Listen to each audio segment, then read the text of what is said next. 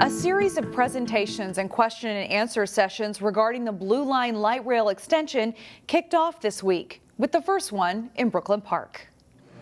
I was hoping it would be done already. I was really counting on it, but I guess, it's a pipe dream. A small number of Brooklyn Park residents came to hear about the changes to the proposed Blue Line route after the route along the BNSF Railway was abandoned. The stretch going through Brooklyn Park hasn't changed much, but there's considerable change in the southern end of the route going through Minneapolis and Robbinsdale. The proposal in front of us now is to run LRT as a center running route down the middle of Highway 81. Businesses on both sides. We feel that there's adequate space there, that the LRT will fit, but the concern has been, what will that do to pedestrian movements? What will that do to the character of our downtown? How will people get around? How will it all fit? Solar went on to say that Met Transit has experience with creating center running routes like the Green Line that runs on University Avenue. A community meeting in Robbinsdale will be held on Tuesday, January 11th at Elam Lutheran Church. The death of an 8-year-old girl near Highway 252 has caused some council members to once again voice concern about that highway. Minnesota State Patrol said the vehicle was heading south on Highway 252 at 66th Avenue when the driver struck and killed 8-year-old Ileana Tasso of Brooklyn Center last week.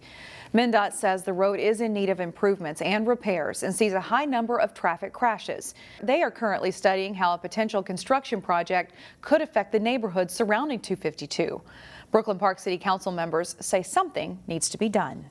Something we've been discussing for a very long time. I hope we can get to it as quickly as possible because more and more people keep getting killed on that road. I don't even have words to say what it is to lose another life and yet a young child on that roadway while we continue to figure out how to make it safer. Construction is not scheduled to begin on that road until 2026. Meanwhile, the Maple Grove City Council has approved significant improvements to its Main Street area. The Main Street project between Elm Creek Boulevard and Arbor Lakes Parkway includes paving and streetscape improvements. The paver sidewalks in front of the stores will be replaced throughout the corridor with more durable brick textured decorative concrete. New modern lighted signage similar to what's currently used in Denver will also go in. The city plans to seek bids for the project next month, slated to begin after the Maple Grove Days summer celebration that is in late July. The Maple Grove City Council is also very happy to hear about the possible completion of Highway 610. Hopefully roads like 610 will be finally completed and funded. I know we as a city council have been working on that for over 30 years.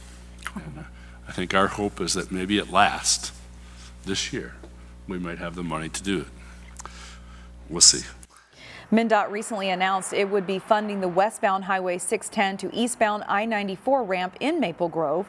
The project will help improve mobility in that rapidly expanding area. The blast of winter weather over the last few weeks has been a welcome sight for winter recreation enthusiasts. But as Delane Cleveland reports, places like Theodore Wirth Park in Golden Valley are still in need of seasonal help.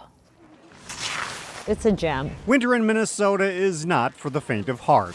Some people stay cooped up during these colder months. How are those skis working for you? But Ellis Bradshaw of Minneapolis Would you rather go back to these? Didn't want to be one of them. Because I've lived here a long time and didn't know how to ski and decided that it was time to pick up a new winter hobby. This is your motion. To make that happen, Ankle flex. She made her way to Theodore Wirth Park in Golden Valley for cross-country skiing lessons. All right. Thomas Shaw spent a good chunk of the morning teaching her the basics. And that'll keep your pole These days, this angle. Shaw is a busy guy. We have more requests for lessons than we can fill, particularly private lessons, and our group lessons are pretty well maxed out. They're maxed out in large part because they need more help. It's such a unique and fun place to work that we're hopeful people will keep finding us. Claire Wilson is the executive director of the Lopit. She says that in a perfect world, they would have between 30 and 50 more coaches and seasonal staff members than they have now. Our biggest need right now is for coaches and people who want to come work with youth. We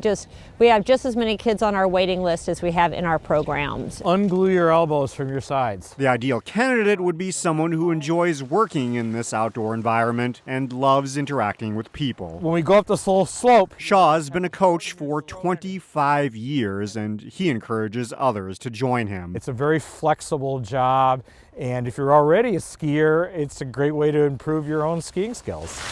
Bradshaw, meanwhile, has a ways to go before she gets on the level of some of the other skiers out here. Nice. But she's on the right track. Gotta have fun with it, otherwise it's a long time to be inside. In Golden Valley, Delane Cleveland, CCX News. For the first time this week, the Plymouth Community Center's Active Wing opened its doors to the public. The Active Wing contains an indoor playground, a year-round walking track, and 2 full-size gymnasiums that are open for pickleball, badminton, tumbling, and more. This is the first phase of a renovation and expansion project at the community center that began back in the fall of 2020. It opened after more than a year of construction. This is a very cool facility. It's been a long time, over 20 years that Plymouth has kind of been waiting for a facility like this. So I'm excited. I know all the city staff are excited and proud of what's here and what the residents will have the ability to use. We were expecting something pretty nice, but this is beyond expectations, so it's very, very nice. And it's very warm. The Plymouth Community Center will be open 7 days a week. Phase 2, which includes renovation of the existing building and developing 2 wings, one each for education and events, is underway, with hopes it will be finished up this summer.